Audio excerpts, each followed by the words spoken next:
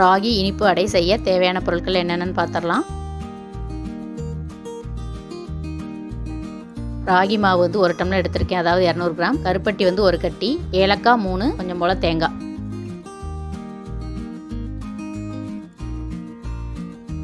முதல்ல கருப்பட்டியை வந்து நான் பொடிச்சு கொஞ்சம் போல் தண்ணி ஊற்றி பாகு வச்சு வடிகட்ட போகிறேன். அதில் மண் இருக்கும், அதனால் பாகு வச்சுட்டு வர போகிறேன். ஒரு பாத்திரத்தில் நம்ம ராகி மாவை கொட்டிக்கலாம். கொஞ்சம் போல் உப்பு போட்டுடலாம், இனிப்பு நல்லா கொஞ்சம் டேஸ்ட்டுக்கு. அதுக்கப்புறம் ஏலக்காய் பொடி கொஞ்சம் போடுறேன். நம்ம நறுக்கி வச்ச தேங்காவை ஆட் பண்ணுறேன். தேங்காய் போட்டோன்னா நம்ம சாப்பிடும்போது நல்லா கடிபடும், அப்போ நல்லா டேஸ்ட்டாக இருக்கும். பாகு வந்து நல்லா வடிகட்டி எடுத்துகிட்டு வந்துட்டேன். துருவி போட்டால் அந்த அளவுக்கு நமக்கு தெரியாது, அதனால தான் நான் கட் பண்ணி போட்டிருக்கேன். இப்போ மாவை நல்லா மிக்ஸ் பண்ணி விட்டுட்டு கொஞ்சம் கொஞ்சமாக பாகு ஊற்றி மிக்ஸ் பண்ணணும். மண்டை வெல்லத்துலேயும் பண்ணலாம், நான் கருப்பட்டியில் பண்ணியிருக்கேன். இதோட டேஸ்ட்டு தனியாக இருக்கும்.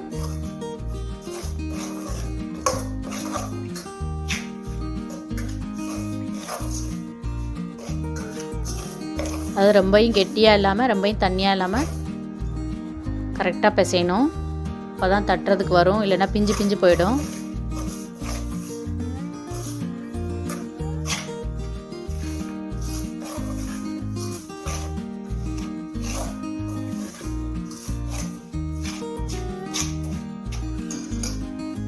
சூடு ஆறினோடனே நம்ம கையிலே மிக்ஸ் பண்ணிக்கலாம்.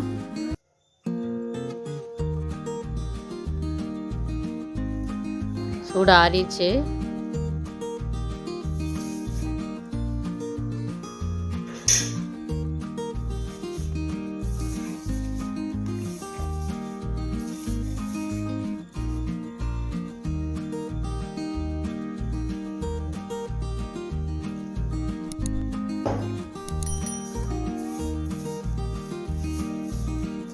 ஒரு டம்ளர் மாவுக்கு 1 கட்டி கருப்பட்டி வந்து கரெக்டாக இருக்கும்.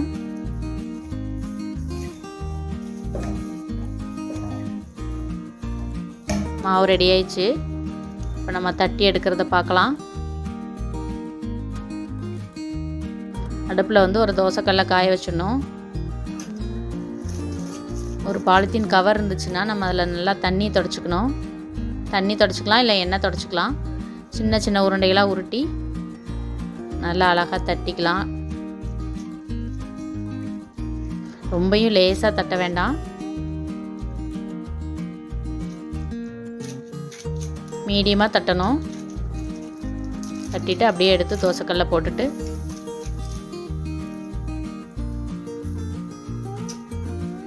அதே மாதிரி இன்னொன்று தட்டி போட்டுடலாம்.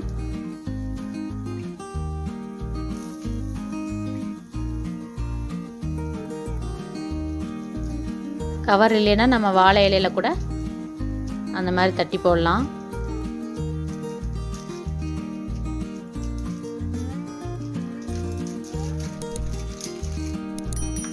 போட்டாச்சு. லைட்டாக பெரட்டி விட்டுட்டு எண்ணெய் தடவிடலாம். அதே மாதிரி இதையும் பெரட்டி போட்டுடலாம்.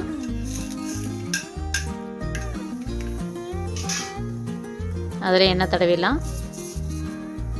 இதே மாதிரி 2 சைடும் நல்லா வேக வச்சு எடுத்துட வேண்டியதான்.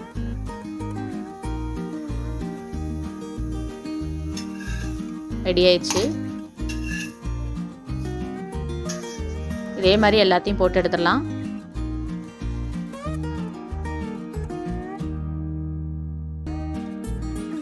சத்தான ராகி இனிப்பு அடை ரெடி.